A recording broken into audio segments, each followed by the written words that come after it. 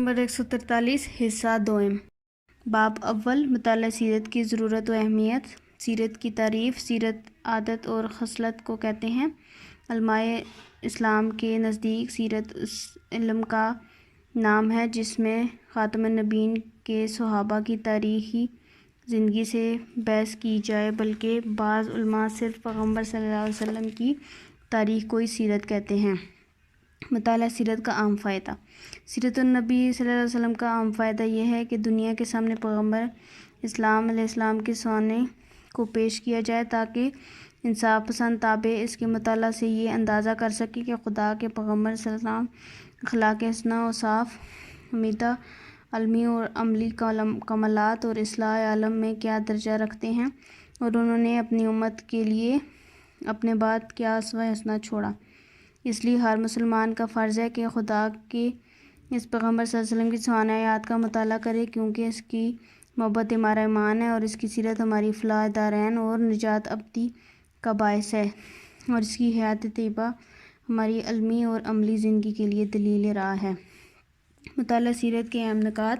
مطالعہ سیرت طیبہ صلی اللہ علیہ وسلم سے کما کا فائدہ اٹھانے کے لیے درجہ ذیل امور و نکات کا خیال رکھنا ضروری ہے۔ نمبر 1، سیرت طیبہ صلی اللہ علیہ وسلم کے مطالعے کے لیے قرآن حکیم کو بطور متن کے سمجھنا چاہیے اور سیرت طیبہ کو اس کی تشریح و عملی نمونہ سمجھنا چاہیے۔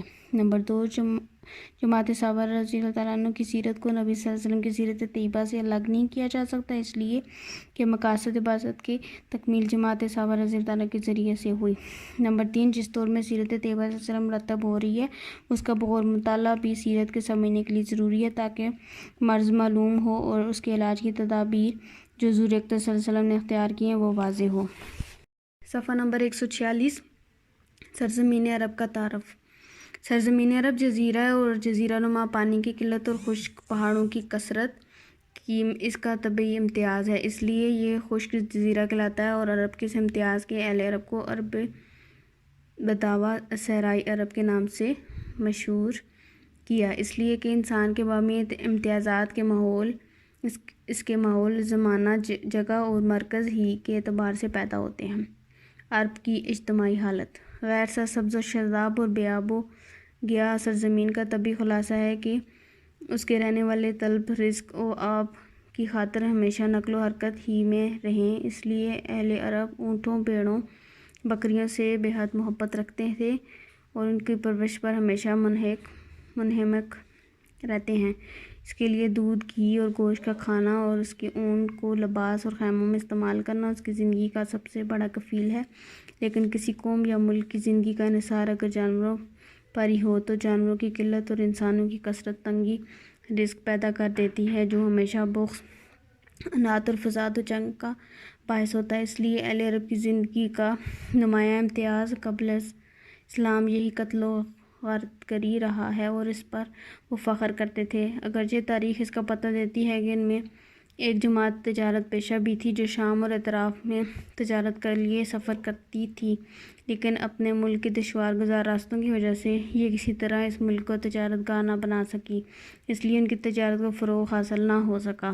عرب کی جہالت کا یہ نقشہ بعثت نبی کریم صلی اللہ علیہ وسلم سے 2-3 صدی پہلے کا ہے، ورنہ آپ کی بعثت سے چند صدی قبل عرب میں عاد، تبابا اور امیر کی بڑی بڑی سلطنتیں ہو گزری ہیں۔ عراق میں تدمیر کی زبردست حکومت تھی اور یہ سب عربی حکومتیں تھیں، اور عرب کی تجارت بھی اس زمانہ میں مصر و شام میں بہت کامیاب تھی۔ عرب کی مذہبی حالت۔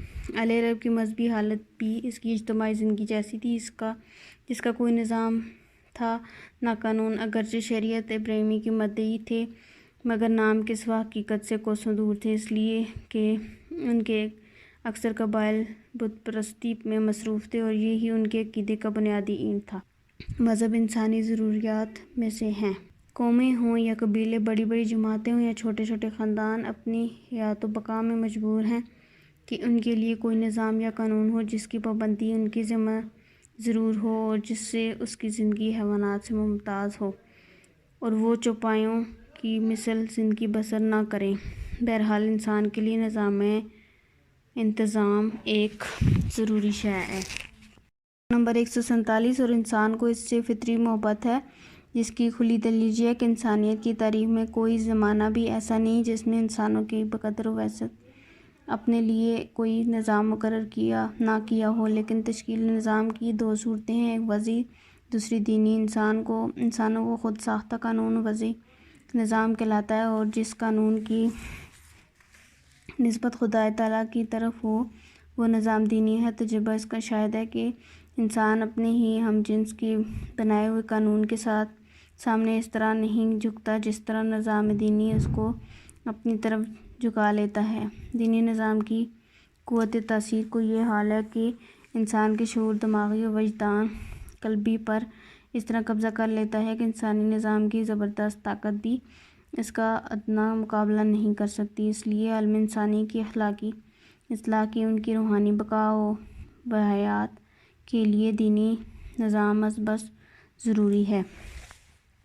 عرب کو مذہبی نظام کی ضرورت۔ جزیرہ نما عرب کے باشندوں کی اخلاقی و اجتماعی زندگی کے خود بخود یہ اندازہ ہو جاتا ہے کہ ایسی قوم کے لیے کسی نظام کا وجود کس قدر ضروری تھا، اور یہ کہ جس قوم کے افراد انسانی نظام کے تابع ہو کر زندگی بسر کرنا اپنی توہین سمجھتے ہیں، اس کی اصلاح مذہبی و دینی نظام کے سوا کون کر سکتا ہے۔ اقوام عالم کی حالت۔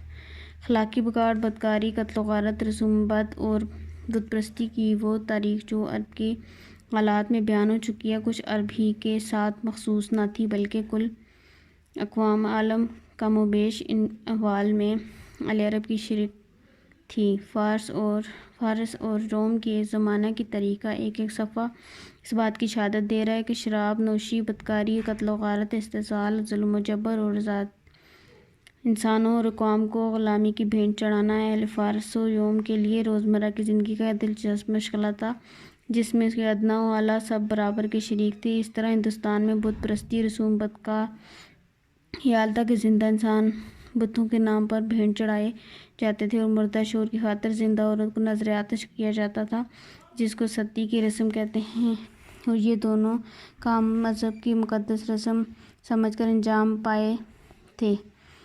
پاتے تھے۔ اس طرح دونوں قوموں اور دوسرے ملکوں کا حال بھی تھا۔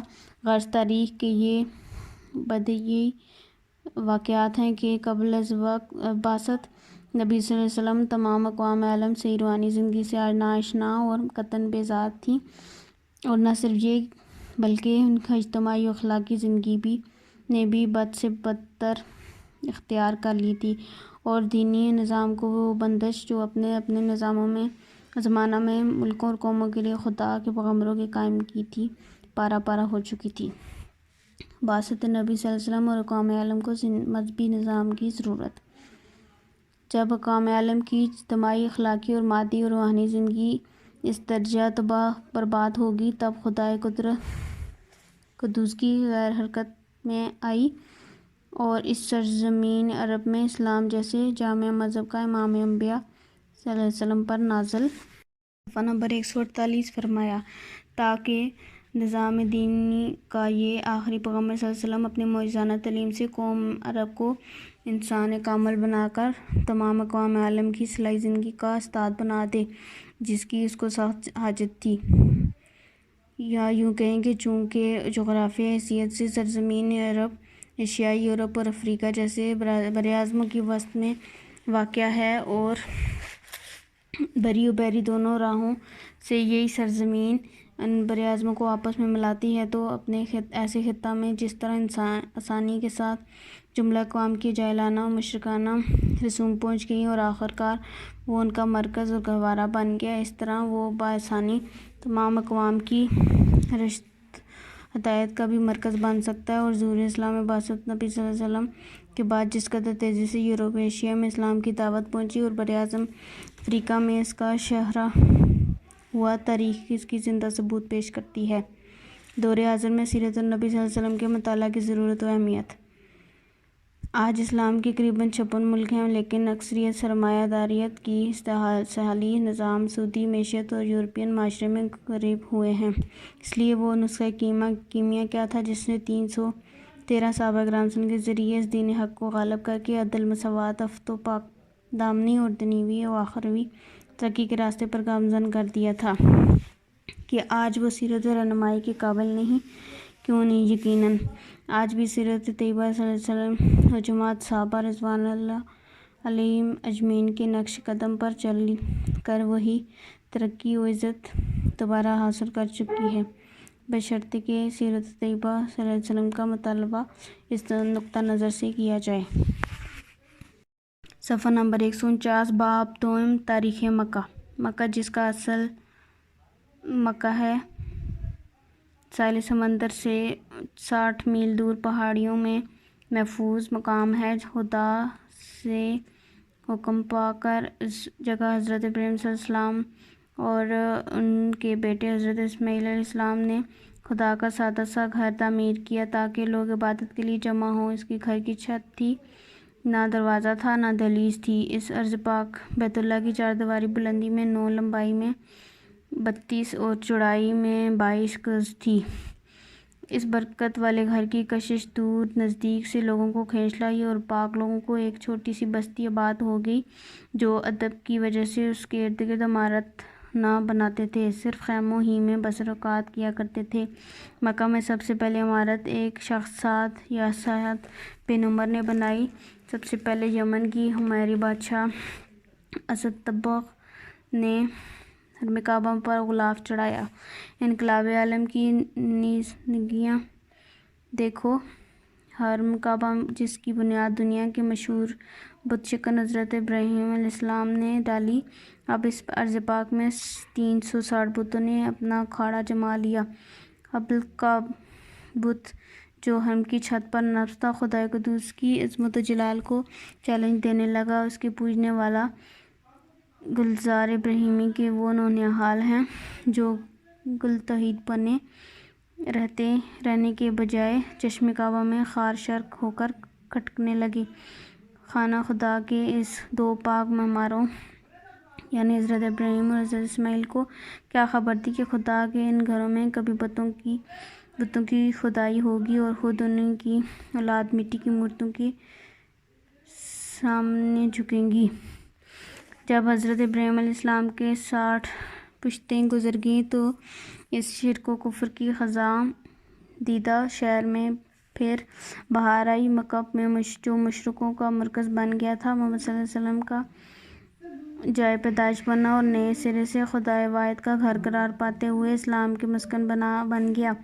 حضرت اسماعیل علیہ السلام نے 12 بیٹیوں میں سے ایک سے یکدار تھے، جن کی نسل حجاز میں پھلی پھولی اور ان ہی کی اولاد میں عدنان تھے۔ اس خاندان کے شجر کا بہترین میوہ حضرت صلی اللہ علیہ وسلم تھے۔ آپ صلی اللہ علیہ وسلم کا سلسلہ نسل اس طرح ہے: محمد صلی اللہ علیہ وسلم بن عبداللہ بن عبد المطلب بن ہاشم بن عبد مناف بن قصی بن کلاب بن مرہ بن کعب بن لوی بن غالب بن مہر بن فہر بن مالک بن نضر بن کنانہ بن خزیمہ بن مطرقہ بن العباس نون مضر بن نژاد بن معد بن عدنان۔ عدنان کی 9ویں پشت میں نضر بن کنانہ ہیں، یہ قریش کے مورث معروف ہیں۔ ان کی اولاد میں صفحہ نمبر 150 جاری ہے۔ خدا کی حکمت، محبوب علیہ السلام کے باپ عبداللہ کے نام قرہ نکلا، چنانچہ آپ اسی محبوب ترکہ بیٹے کو قربان گاہ کی طرف لے چلا۔ بہنوں نے بھائی کی محبت میں رو رو کر ساون کی جھڑی باندھ دی۔ کیا تعجب تھا کہ باپ کا عزم بیٹیوں کے آنسوں کی روئی میں بہہ جاتا، بھائی کا دل بہنوں کے بین سن کر بیٹھ جاتا۔ مگر ابراہیم علیہ السلام اور اسماعیل علیہ السلام کا احسار پیش خاطر تھا۔ خلیل اللہ اور ذبیح اللہ کا خون رگوں میں دوڑتا تھا، نہ باپ رکا نہ بیٹا ہچکچایا۔ تاہم جب وہ قربان گاہ کی طرف بڑھے، بزرگان قریش کے دل میں یہ خدشہ گزرا کہ کہیں بیٹوں کی قربانی خاندانی رسم نہ بن جائے۔ برادری میں برابری کے دعوے بغیر ناک نہیں رہتی۔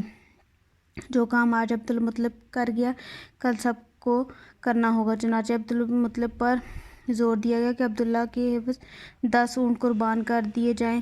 عبداللہ اور 10 اونٹوں میں پر کرا ڈالا گیا، پھر بھی عبداللہ کا نام نکلا۔ آخر معاوضہ بڑھاتے بڑھاتے 100 اونٹ تک نوبت پہنچی تو کرا اونٹوں پر نکلا۔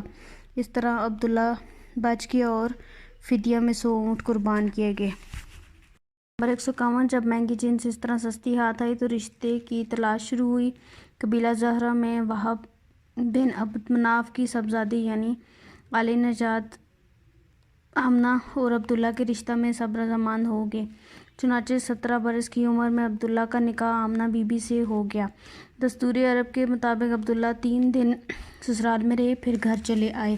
قضائے مکہ میں زیادہ ٹھہرنے نہ دیا اور تجارت کی غرض سے شام چلے گئے۔ واپسی پر مدینہ میں ٹھہرے، بیماری کا بہانہ ہوا، دراصل موت کا وقت آ گیا تھا، خاک کی چادر اوڑھ کر یہیں لیٹ گئے۔ مادری سلسلہ مذکورہ بالا سلسلہ نسب بدری تھا اور آپ کا سلسلہ مادری اس طرح ہے: محمد صلی اللہ علیہ وسلم بن آمنہ بن وہب بن عبد مناف بن زہرہ بن کلاب۔ یہاں پہنچ کر کلاب میں آپ کا سلسلہ مادری و پدری جمع ہوتا ہے۔ کلاب کا نام حکیم بھی ہے، اس لیے بعض سیرت کی کتابوں میں زہرہ بن کلاب کی جگہ زہرہ بن حکیم مذکور ہے۔ نسبی خصوصیات جزیرہ نماء عرب کے بیان کردہ حالات اس کے شاہد ہیں کہ اہل عرب امتیازات، نسل و خاندان کے اعتبار سے مختلف قبائل میں تقسیم تھے۔ اس قبائل کے مقابلہ میں اس قبیلہ کو جس کا تعلق آپ صلی اللہ علیہ وسلم کے سلسلہ نسب سے ہے ہمیشہ تفوق و برتری رہی ہے اور تمام قبائل عرب نے ہمیشہ فقہ طور پر اس کی سرداری کو تسلیم کیا ہے۔ اس سلسلہ میں خاندان قریش اپنے شرف و سروری میں ایسا ممتاز تھا کہ کعبۃ اللہ کی خدمت، زمزم میں سبیل کی خدمت، غلاف کعبہ کی تیاری کا شرف، مخصوص مہمانوں کی مہمان نوازی، جنگی و غیر جنگی اہم امور کی ذمہ داری، مشورہ، میدان جنگ میں عمل برداری، مکہ مکرمہ کی سرداری، یہ تمام امور قریش کی ہی اولاد میں تقسیم تھے اور قریش نے بھی بنی ہاشم زیادہ ممتاز سمجھے جاتے تھے، اس لیے اوپر بیان کردہ خدمات کا اکثر حصہ ہاشم کی ہی اولاد کے سپرد تھا۔ اور عبد المطلب جو نبی کریم صلی اللہ علیہ وسلم کے دادا ہیں، ان تمام خدمات میں سب سے زیادہ اہم خدمت یعنی مکہ معظمہ کی سیادت و قیادت پر مامور تھے اور تمام اہم کاموں میں اس کا فیصلہ آخری سمجھا جاتا تھا۔ پیغمبر صلی اللہ علیہ وسلم کے خاندانی شرف و عزت کی ایک بڑی خصوصیت یہ بھی تھی کہ ان کے خاندان کی اولاد کا سلسلہ زنا کی تلویث سے پاک تھا، یعنی عرب کے عام رواج کی طرح ان خاندان کو کوئی رشتہ زن و حرام کاری پر قائم نہیں تھا، بلکہ ان زمانہ کے دستور نکاح کے مطابق ہی ان کی تمام شادیاں انجام پاتی رہی ہیں۔ نمبر 152 باب صوم ولادت بشہادت اور قبل از نبوت مکی زندگی۔ عالم انسانی کی اس تاریخ کے اوراق جو عرب سے عجم تک اخلاقی و اجتماعی، معاشرتی اور مذہبی تباہی اور بربادی کے حالات کا پتہ دے رہے تھے، ابھی بوسیدہ بھی نہ ہونے پائے تھے کہ خدائے واحد کو سب سے برتر اور سب سے آخری پیغمبر صلی اللہ علیہ وسلم آفتاب نبوت بن کر 9 ربیع الاول بروز پیر بوقت صبح ابو طالب کے مکان سے طلوع ہوا، یا یوں کہیں کہ دعائے ابراہیم و بشارت عیسیٰ علیہ السلام نے پہلوئے آمنہ سے ظاہر ہو کر زیر و بالا کو منور کر دیا۔ وہ جس کے وجود سے خوابدیدہ بیدار ہوئے اور بیدار ہوشیار بنے، وہ جس کی بصیرت سے نابیناؤں نے بصیرت پائی اور ناشنوا ہوئے، جس کی آواز سے کفر کی دنیا برباد ہوئی اور توحید کا عالم تعمیر ہوا، جس کی ایک پکار سے ظلمت شرک زائل ہوئی اور نور ایمان چمکا اٹھا۔ عالم قدس میں انبیاء سے اسی کے احترام کا عہد لیا گیا اور رسولوں نے اسی کے آنے کی بشارتیں دیں۔ محمود پاشا فلکی ہیئت دان ولادت بشہادت کی صحیح تاریخ وہی بیان کرتے ہیں کہ جس کا ذکر اوپر ہو چکا ہے۔ جس سال خدا کا یہ سچا نبی صلی اللہ علیہ وسلم عالم وجود میں آیا، اس سال کو اہل عرب عام الفیل کہتے تھے۔ فیل ہاتھی کو کہتے ہیں۔ یمن کے بادشاہ نے سب کا نام ابرہہ تھا، ایک گرجا بنایا تھا۔ مقصود یہ تھا کہ تمام عرب کعبہ کی بجائے اس کا حج کیا کریں اور کعبہ کی شوکت جاتی رہے۔ کسی عربی نے غصہ سے اس گرجا میں غلاظت کر دی اور بھاگ گیا۔ ابرہہ کو سخت غصہ آیا اور ایک جماعت ہاتھیوں پر سوار ساتھ لے کر کعبہ گرانے کے لیے روانہ ہوا۔ جب کعبہ کے قریب پہنچا تو قدرت الہی نے پرندے نمودار ہوئے اور انہوں نے کنکریاں لشکر پر برسائیں، جس کی بدولت سارا لشکر تباہ و برباد ہو گیا۔ اس کا تذکرہ اللہ جل شانہ نے سورہ فیل میں کیا ہے۔ شمسی حساب سے اس تاریخ کو موافقت 20 اپریل 571 ہجری کے ساتھ ہوتی ہے، جبکہ بعض مورخین نے سنِ ولادت 12 ربیع الاول بمطابق 20 اپریل 571 تحریر کی ہے۔ والد ماجد کا انتقال۔ پیغمبر اسلام علیہ السلام کے والد ماجد عبداللہ بغرض تجارت شام تشریف لے گئے تھے۔ واپسی پر مدینہ طیبہ میں اپنے ننھیالی بنو نجار کے یہاں قیام پذیر ہوئے۔ عمر نے وفات نہ کی اور ولادت بازادت سے 2 ماہ بیشتر مدینہ طیبہ ہی میں انتقال کر کے اور 25 یا 28 سال کی عمر پائی۔ ترکہ میں 5 اونٹ، چند بکریاں اور ایک باندی ایمن۔ صفحہ نمبر 153۔ حبشیہ کے علاوہ اور کچھ نہ چھوڑا، اس لیے اس در یتیم نے دادا عبدالمطلب کی نگرانی میں تربیت پائی۔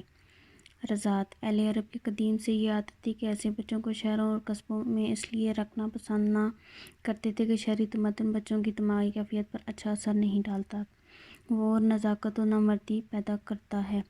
بخلاف دہات کی زندگی کے اس نے عزیمت اور ہمت اور توانائی پیدا ہوتی ہے اور دماغی توازن بھی صحیح رہتا ہے۔ یہی خیال تھا کہ جس کی بنا پر وہ اپنے بچوں کو پیدا ہوتے ہی بدوی خاندانوں کی عورتوں کے سپرد کر دیتے تھے، جو ان کو دودھ پلاتی اور پرورش کرتی تھی۔ پیغمبر صلی اللہ علیہ وسلم کی والدہ ماجدہ اور آپ کے دادا عبدالمطلب نے اس رسم کے مطابق آپ صلی اللہ علیہ وسلم کو بھی دودھ پلانے والی کے سپرد کرنا چاہا۔ حسب عادت سعد بن بکر کی عورتیں اس خدمت کی غرض سے مکہ معظمہ آئی ہوئی تھیں۔ اس میں سے حلیمہ بنت ابی ذؤیب سعدیہ کی قسمت کا ستارہ چمکا اور انہوں نے سرور عالم صلی اللہ علیہ وسلم کی والدہ ماجدہ کی خدمت میں جا کر اس در یتیم کی خدمت کے لیے اپنا آپ کو پیش کیا اور بامروہ دعا پس لوٹی۔ شق صدر۔ حلیمہ سعدیہ ابھی آپ صلی اللہ علیہ وسلم کی خدمت میں مصروف تھی کہ ایک اہم واقعہ پیش آ گیا، جس سے خائف ہو کر حلیمہ اور اس کے شوہر ابو قبصہ کی یہ رائے ہوئی کہ اب اس امانت کو جا کر اس کی والدہ کے سپرد کر دینا چاہیے۔ حلیمہ مکہ معظمہ پہنچ کر آپ صلی اللہ علیہ وسلم کی والدہ ماجدہ آمنہ کے سامنے پیغمبر صلی اللہ علیہ وسلم کو سپرد کرتے ہوئے اس طرح عرض کرتی ہیں: میرا لڑکا تمہارا صاحبزادہ دونوں مکان کے پیچھے بکریاں چرا رہے تھے اور میرا شوہر دونوں مکان میں بیٹھے ہوئے تھے کہ میرا لڑکا پریشان حالی میں دوڑتا ہوا آیا، کہنے لگا کہ 2 آدمیوں نے میرے قریشی بھائی کو زبردستی گرا کر پیٹ چاک کر دیا۔ ہم یہ واقعہ سنتے ہی بدحواس ہو کر بھاگے، دیکھا کہ تمہارا بچہ خاموش کھڑا ہے اور چہرہ یزمتا ہے۔ میں نے گلے سے چمٹا کر حال پوچھا تو بیان کیا کہ 2 آدمی آئے تھے جو سفید پوش تھے۔ ایک نے دوسرے سے کہا، کیا یہ وہی ہے؟ دوسرے نے جواب دیا، ہاں۔ پس دونوں میرے طرف بڑھے اور مجھ کو چت لٹکا کر پیٹ چاک کیا اور اس میں سے کوئی شے تلاش کر کے نکالی اور چلے گئے۔ میں نہیں کہہ سکتا کہ یہ کیا ہوا۔ اور صلی اللہ علیہ وسلم کے ساتھ یہ واقعہ اس لیے پیش آیا کہ آپ صلی اللہ علیہ وسلم خدا کے رسول بننے والے تھے۔ ضرورت تھی کہ ابتدائی زندگی میں سینہ مبارک نور معرفت سے اس طرح پر کر دیا جائے کہ آنے والے زمانہ میں آپ صلی اللہ علیہ وسلم کی فطرت بار نبوت اور رسالت کا تحمل کر سکے۔ والدہ ماجدہ کی وفات۔ ابھی عمر مبارک 6 سال ہی تھی کہ والدہ ماجدہ کو آپ صلی اللہ علیہ وسلم کو والد ماجد کے ننھیال بنی نجار میں لے گئیں۔ وہاں کچھ زمانے قیام کیا اور واپسی میں جب ابوا مکہ اور مدینہ کے درمیان ایک مقام کا نام ہے پہنچی تو بیمار ہو کر 576 میں انتقال فرما گئی۔ آپ صلی اللہ علیہ وسلم تنہا مکہ واپس آ گئے اور بعض روایت میں یہ ہے کہ صفحہ نمبر 154 آپ صلی اللہ علیہ وسلم کی باندی ایمن، ان کا نام برقہ ہے، نبی صلی اللہ علیہ وسلم کو بدری ترکہ میں ملی تھی۔ آپ صلی اللہ علیہ وسلم اول ان کی شادی عبید خزرجی سے کر دی تھی، جس کی سلب سے ایمن پیدا ہوئے۔ اس کے بعد ان کی شادی حضرت زید رضی اللہ عنہ سے اور اس کے سلب سے اسامہ پیدا ہوئے۔ امراء سفر تھی اور وہی آپ صلی اللہ علیہ وسلم کو مکہ معظمہ آپ کے دادا کے پاس لے آئیں اور اس وقت سے امن ہی آپ کے خدمت کرتی رہیں، اور آپ صلی اللہ علیہ وسلم کے دادا عبد المطلب نے آپ صلی اللہ علیہ وسلم کی پرورش اپنے ذمہ لے لی۔ ابھی آپ صلی اللہ علیہ وسلم کی والدہ ماجدہ کے انتقال کو 2 سال ہوئے تھے کہ آپ صلی اللہ علیہ وسلم کے دادا عبد المطلب کا بھی انتقال ہو گیا۔ انتقال کے وقت ان کی عمر 140 اور 110 سال کی تھی۔ عبد المطلب اپنے وقت میں مکہ معظمہ میں رئیس اعظم سمجھے جاتے تھے۔ آپ صلی اللہ علیہ وسلم کی تربیت کی ذمہ داری آپ صلی اللہ علیہ وسلم کے چچا اور حضرت علی رضی اللہ عنہ کے والد ابو طالب کے سپرد ہوئی۔ ابو طالب نے ان کی خدمت کو مرتے وقت تک بحسن وجوہ انجام دیا، مگر خدائے قدوس کی حکمت کاملہ چونکہ اس یتیم بچہ کو نبی امی ہونے کا شرف بخشنا چاہتی تھی، جس کی وجہ سے آپ صلی اللہ علیہ وسلم نے نبوت رسالت خود ایک مستقل معجزہ ہو کر عالم میں اشکارا ہوئے۔ اس لیے قدرتی طور پر آپ کے لیے رسمی تعلیم کا کوئی انتظام نہ ہو سکا اور آپ صلی اللہ علیہ وسلم ان پڑھ ہی رہے۔ خود کفالت۔ عبد المطلب کی وفات کے بعد ابو طالب ان کے جانشین بنائے گئے، قبیلہ کے شیخ اور مکہ کے سردار مانے گئے۔ اس لحاظ سے عزت کو کافی تھی، مگر دولت نہ کافی۔ بڑا کنبہ آل کثیر، آمدنی کا ذریعہ محدود۔ یتیم عبداللہ علیہ السلام آپ کے سپرد ہوئے تو گرچہ یتیم عمر عزیز کی ابھی 8ویں منزل ہی طے کر رہا تھا، مگر چچا کی پریشان حالی کے احساس نے اس ننھی سی عمر میں ہی فکر مند بنا دیا۔ وہ سوچنے لگا کہ ایسے عربی چچا کی مدد وہ کس طرح کر سکتا ہے، مگر مکہ میں نہ کوئی دستکاری تھی، نہ کوئی سرکار جس کی نوکری کی جا سکے۔ اس زمانے کی دنیا کارخانوں سے بھی آشنا نہ تھی، اور مکہ کی پتھریلی اور ریتیلی زمین اور آس پاس کے جھلسے ہوئے کالے پہاڑوں کو کسی چشمہ یا دریا کی سرابی میسر نہ تھی اور وہاں کھیتی باڑی ہو سکے۔ البتہ بھیڑ بکریاں اور اونٹ یہاں بکثرت تھے، اور قدرت نے ان کا چارہ یعنی ببول کے درخت اور اصغر جیسی گھاس بھی وہاں پیدا کی تھی۔ انہیں مویشیوں کے لیے اس زمانے کی قیمتی دولت تھی، اور جس کے پاس یہ دولت ہوتی تھی اور ان کو چرانے اور دیکھ بھال کے لیے مزدور اور عجیز بھی رکھا کرتے تھے۔ یہ غلہ بانی سوسائٹی کی نظر میں کچھ بھی حیثیت نہ رکھتی ہو، مگر آمدنی اور گزر ایک جائز ذریعہ تھی۔ سردار قریش عبد المطلب کے یتیم پوتے محمد صلی اللہ علیہ وسلم نے اس ذریعے کو اختیار کیا، اور اس کے لیے ننھے سے وجود کے لیے اونٹوں کے غلہ بانی مشکل تھی تو بکریاں چرانے کی مزدوری کرنے لگے۔ اس طرح نہ صرف اپنا بوجھ خود سنبھالا بلکہ پریشان حال چچا کی مدد بھی کرنے لگے۔ نمبر 155 علماء سیرت و تاریخ کا ایک متفقہ بیان۔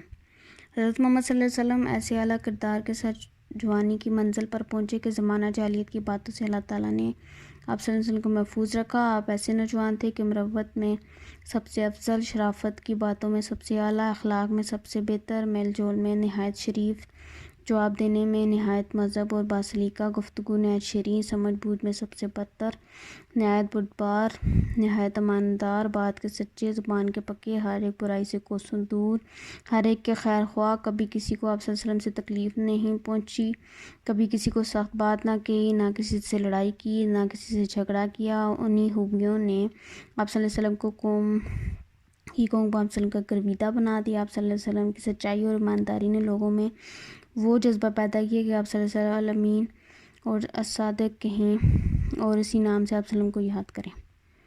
سفر شام اور نصرانی راہب کی پیشن گوئی۔ جب عمر مبارک 13 سال کو پہنچی تو آپ صلی اللہ علیہ وسلم نے ابو طالب کے ساتھ شام کا سفر کیا۔ یہ پہلا سفر تھا جو اپنے چچا کے ساتھ آپ نے اختیار کیا۔ آپ صلی اللہ علیہ وسلم کا قافلہ جب بصرے پہنچا تو قافلے نے وہاں پڑاؤ ڈالا۔ پڑاؤ کے قریب ہی ایک نصرانی راہب تیما کا باشندہ تھا۔ اس کی نظر جب آپ صلی اللہ علیہ وسلم پڑی تو اس نے آپ صلی اللہ علیہ وسلم کے اندر ایک خاص امتیاز محسوس کیا اور قافلہ میں آ کر ابو طالب سے کہنے لگا کہ تمہارے اس بھتیجے میں مجھے ایک خاص نشانی نظر آتی ہے، اس کی پیشانی کسی خاص زندگی کا پتہ دیتی ہے، نبی اور آخر زمان ہونے کی طرف اشارہ ہے۔ اور اکثر روایت میں ہے کہ بحیرہ نے صاف صاف کہا کہ قدیم کتابوں کی بشارت کے مطابق یہ وہ لڑکا ہے جو نبی آخر زمان ہوگا، تم کو چاہیے کہ اس کی حفاظت کرو۔ حلف الفصول۔ اجتماعی خرابیاں۔ 6 صدی عیسوی کے آخری حصہ میں سے یہ آفتاب طلوع ہوا ایک اندھیری رات تھی جس پر گمراہیوں اور ظلم و ستم کی گھٹائیں چھائی ہوئی تھی۔ دولت و غرور، جاگیر و جائیداد پر گھمنڈ، نسلی اور خاندانی اونچ نیچ، اپنے آپ کو اونچا دوسروں کو نیچا سمجھنا، یہاں تک کہ اس سے چھات کرنا، غریبوں کو دبانا، کمزوروں کی کمزوری سے فائدہ اٹھانا، عورتوں کو ایک خدمت گزار جاننا، شوہروں کے مرنے کے بعد اس کے زندگی کو بیکار جاننا، یہاں تک کہ اس کو خودکشی کو اس کے لیے ذریعہ نجات سمجھنا، خدا سے انکار کرنا یا سینکڑوں ہزاروں دیوتاؤں کے سامنے ماتھا رگڑنا، منمانی باتوں کو مذہب و دھرم سمجھ لینا، خود غرضی، بے رحمی، سود، شراب، رشوت اور جوا وغیرہ ایسی بیماریاں تھیں جن کی وہاں پوری دنیا میں پھیلی ہوئی تھی۔ عرب میں ان عام بیماریوں کے علاوہ نمبر 156 نمبر 1 ایک بیماری یہ تھی کہ کوئی باقاعدہ حکومت نہیں تھی، ہر ایک قبلہ اپنی جگہ ذات تھا۔ نمبر 2 کچھ انسانوں کو پاک سمجھنے کا عقیدہ تو نہیں تھا، مگر انسانی خون کو سستا اور مہنگا سمجھنا ان کا قومی مزاج بن چکا تھا، یعنی کسی معمولی قبیلہ کا کوئی آدمی اگر مارا جاتا، خواہ وہ اس قبیلہ کا سردار ہی ہوتا، تو اس کے خون کے عوض چند اونٹ دینے کافی سمجھے جاتے، جس کو وہ تیت کہا کرتے تھے۔ لیکن اگر کسی بڑے قبیلہ کا کوئی معمولی آدمی بھی مارا جاتا تو اس کے عوض میں قاتل کے ایک سے زائد، اور انتہا یہ کہ کوئی کبھی پورے قبیلہ کو تباہ کر دینا اپنا حق سمجھتے تھے اور اس پر فخر کرتے تھے۔ نمبر 3 فطرت جنگجو تھی، اس بنا پر معمولی بات پر بھی بڑی سے بڑی جنگ کا سلسلہ شروع ہو جاتا جو سالہ سال جاری رہتا تھا۔ مثلاً ایک شخص کا اونٹ کھیت سے چلا گیا، کھیت والی عورت نے اسے مارا، اونٹ والے نے عورت کی چھاتی کاٹ ڈالی۔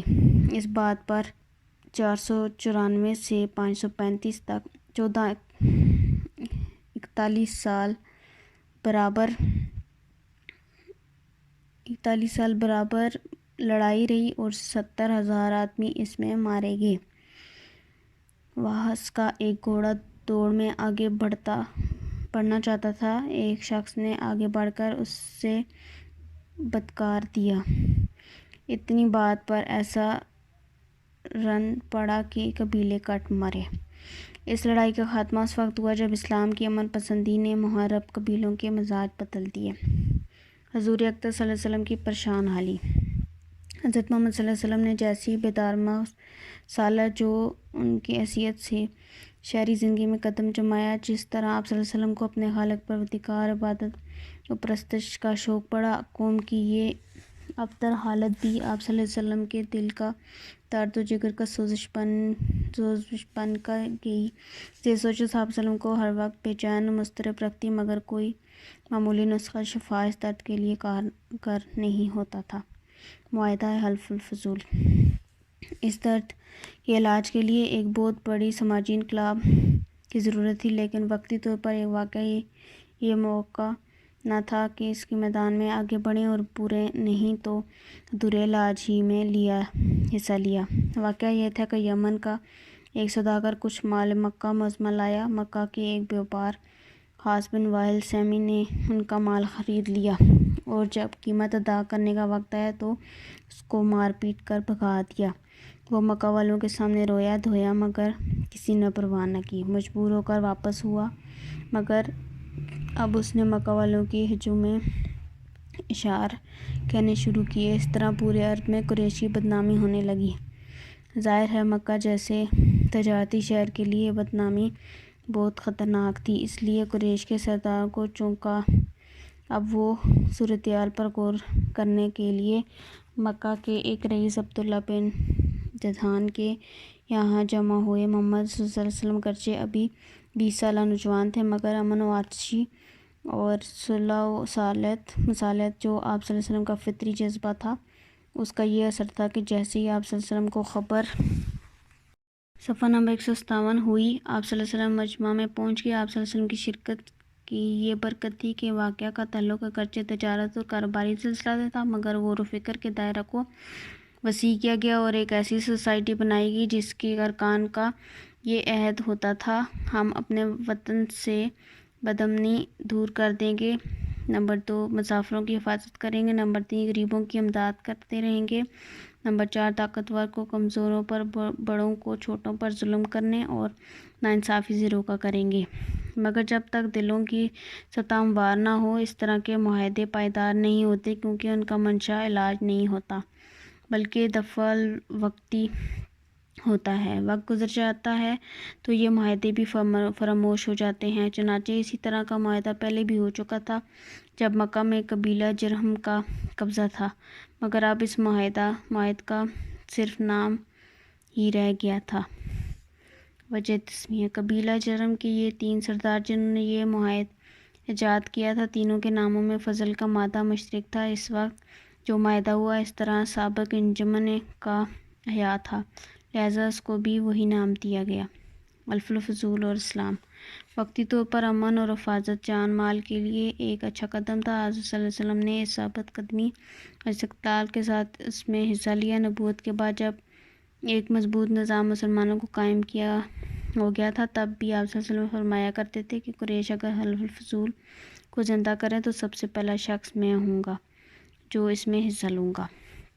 دوسرا سفر شام: پیغمبر علیہ السلام کی عمر مبارک 25 سال کی ہوئی تو آپ صلی اللہ علیہ وسلم نے دوبارہ شام کے سفر کا قصد فرمایا، جس کا سبب یہ تھا کہ ابو طالب بوجہ کثیر العیال اور قلیل مال ہونے کی سخت پریشان تھے۔ ابو طالب کو معلوم ہوا کہ خدیجہ رضی اللہ عنہا بن خویلد کا ارادہ ہے کہ سامان تجارت دے کر وہ منافع میں نصف کا شریک بنا کر کسی کو شام بھیجے۔ ابو طالب نے اس موقع کو غنیمت جانا اور نبی صلی اللہ علیہ وسلم سے ذکر کیا اور وہاں آپ صلی اللہ علیہ وسلم کی ملاقات ایک راہب سے ہوئی جس کا نام نستورہ تھا، اور اس نے بھی بحیرہ کی طرح آپ کے متعلق کچھ پیشن گوئیاں کی۔ آپ صلی اللہ علیہ وسلم چند روز شام میں قیام پذیر رہے اور پیش نفع کے ساتھ مال فروخت کر کے مکہ واپسی تشریف لائے۔ حضرت خدیجہ رضی اللہ عنہا سے نکاح: آپ صلی اللہ علیہ وسلم مکہ مکرمہ واپس تشریف لائے اور خدیجہ رضی اللہ عنہا کو اس کی امانت سپرد کر دی تو اس واقعہ صفحہ نمبر 158 کے 2 ماہ بعد آپ صلی اللہ علیہ وسلم نے حضرت خدیجہ رضی اللہ عنہا سے نکاح کر لیا۔ اس وقت پیغمبر صلی اللہ علیہ وسلم کی عمر 25 سال کی تھی اور آپ صلی اللہ علیہ وسلم کا یہ پہلا نکاح تھا، اور حضرت خدیجہ رضی اللہ عنہا بنت خویلد کی عمر 40 سال کی تھی اور یہ بیوہ تھی۔ آپ صلی اللہ علیہ وسلم نے اس نکاح کی خصوصیت سے 3 باتوں کا دخل دیا: نمبر 1 آپ کی ذہانت و امانت کا تجربہ، نمبر 2 تجارت شام میں خدیجہ رضی اللہ عنہا کو منافع کثیر کا ہونا، نمبر 3 میسرہ کا خدیجہ کے سامنے راہب سے پیش آمدہ واقعات کا بیان، اور آپ صلی اللہ علیہ وسلم نے اخلاق کریمانہ کا تذکرہ اور آپ صلی اللہ علیہ وسلم کے حسن اخلاق کا تذکرہ۔ حضرت خدیجہ رضی اللہ عنہا سے اولاد: 25 برس تک حضرت خدیجہ رضی اللہ عنہا زندہ رہیں۔ 6 بچے ہوئے، 2 لڑکے جو بچپن میں ہی وفات پا گئے تھے، 4 لڑکیاں جو زندہ ہیں، ان کے نکاح بھی ہوئے، مگر آپ صلی اللہ علیہ وسلم کے وفات سے پہلے یہ لڑکیاں بھی وفات پا چکی تھیں۔ صرف ایک صاحبزادی حضرت فاطمہ زندہ رہیں، جن کے 2 لڑکوں حضرت حسن حضرت حسین کی اولاد کو یہ شرف حاصل ہے کہ ان کو سادات کہا جاتا ہے۔ عمارت کعبہ کی تعمیر جدید: واقعہ ہے کہ کعبہ باوجود یکا پورے عرب کی عقیدتوں کا مرکز تھا، مگر ان کی عمارت ایک عجیب سی چاردیواری تھی جس کا ایک کونا ایک طرف کسی قدر باہر نکلا ہوا، دوسری طرف کونے ہی نہیں تھے بلکہ ادھر کا حصہ گولائی کے لیے ہوئے تھا۔ چاردیواری کے اندر دروازہ سے ملا وہ خزانہ تھا جو کنویں کی طرح پختہ گڑھا تھا، قیمتی نذرانے اسی میں ڈال دیے جاتے تھے۔ اس میں سونے کے زیورات کے علاوہ ایک سونے کا ہرن تھا جس میں موتی اور جواہرات جڑے ہوئے تھے۔ ایک چاردیواری پر چھت نہیں تھی، اس لیے قریش کا منصوبہ تھا کہ عمارت پر چھت ڈال دی جائے۔ یہ واقعہ یہ پیش آیا کہ کوئی عورت ہی سلگا رہی تھی کہ اس کی چمچی کا تنکا خانہ کعبہ کے پردہ پر پڑ گیا، جس سے تمام پردے جل گئے اور دیواروں میں دراڑیں پڑ گئیں۔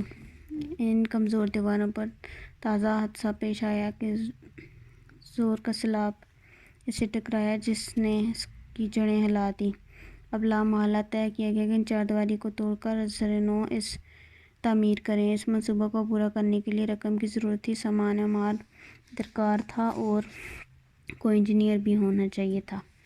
عجیب اتفاق یہ ہوا کہ اہل روم کی ایک جہاز جس کی عمارتی سامان لدا ہوا تھا شیبیہ کے مقام پر سمندر کے سامنے کنارے آ لگا۔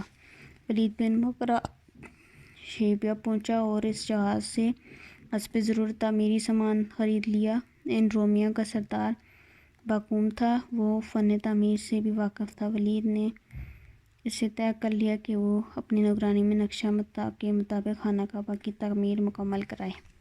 صفحہ نمبر 159۔ تعمیر کعبہ کے لیے سرمایہ کی فراہمی سرمایہ کے متعلق یہ طے کر لیا گیا تھا کہ مقدس عمارت کے مقدس سرمایہ ہی صرف کیا جائے، چندہ ہر ایک سے لیا جائے مگر وہ پاک ہونا چاہیے۔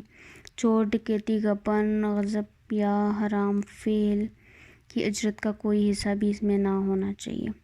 تقدس اور پاکیزگی کی ان شرطوں کے ساتھ جو رقم فراہم کی گئی وہ اتنی نہیں تھی کہ بنائے ابراہیمی کے مطابق دیواریں کھڑی کر کے اس میں چھت بھی ڈال دی جائے، لہذا بجائے مستطیل عمارت کے مربع عمارت کو نقشہ منظور کیا گیا۔ ایک جانب تقریباً 7 ہاتھ کا حصہ جو گولائی لیے ہوئے تھا وہ کعبہ سے خارج کیا گیا۔ جنوبی جانب کا ایک کونا کچھ نکلا ہوا تھا، اس کو سیدھ میں رکھا گیا۔ دیواریں پہلے 9 ہاتھ بلند تھیں، اب 18 ہاتھ بلند کی گئی ہیں، جو تقریباً 15 بائی 15 کی احاطہ پر چھت ڈالنے کے لیے 3 ستونوں کی 2 لائنیں کھڑی کی گئیں، یعنی 6 کھمبوں پر چھت ڈالی گئی۔ چوکھٹ کو زمین سے کافی اونچا رکھا گیا تاکہ لوگ بے دھڑک آسانی سے داخل نہ ہو سکیں، جس کو وہ روکنا چاہیں روک سکیں۔ انہدام کعبہ۔ تعمیر سے پہلے تقریب پوشیدہ دیواروں کو گرانا ضروری تھا، لیکن کسی کی ہمت نہ تھی کہ کعبہ کی مقدس دیوار پر کدال چلائے، مگر ولید بن مغیرہ نے ہمت کی۔ تقریب توہین کی غرض سے نہیں بلکہ تعمیر و تعظیم کے لیے یہ تقریب کر رہے ہیں، لہذا خدا کے غضب یا کسی دیوتا کی ناراضگی کا سوال ہی نہیں پیدا ہوتا۔ مکہ والوں نے ایک رات انتظار کیا کہ شاید ولید پر کوئی بلا نازل ہو جائے، مگر جب ولید بخیریت رہا تو اگلے روز سب شریک ہو گئے۔ حجر اسود پر تنازع اور حضور صلی اللہ علیہ وسلم کا فیصلہ۔ سابق تعمیر منہدم کی گئی، بڑے جوش سے دوبارہ تعمیر شروع کی گئی۔